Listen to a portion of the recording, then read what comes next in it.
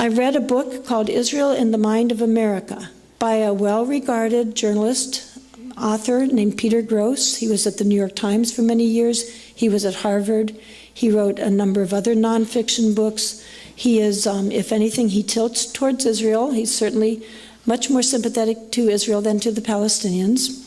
And in his book, he wrote that there was a secret Zionist society operating in the United States that Brandeis had been a leader of, called the Perishing.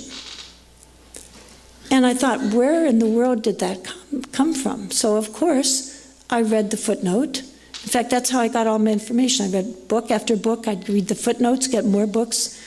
And so I read the footnote, and it turned out to be from a scholarly journal, the American Jewish Historical Quarterly, 1975.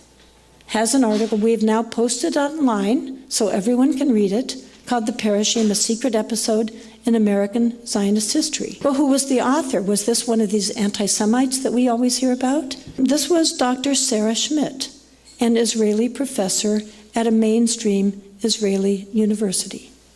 She wrote about it in that article. She has a whole chapter about it in her book about Horace Callan. It was an elitist society. They were pushing Zionism across the United States. As one of them said, the way to do it was education and infection. That's a quote. There was even an initiation ceremony when somebody would join this society, in which there was the individual would be inducted and swear that they would consider their devotion to Zionism greater than that of family, of school, of nation.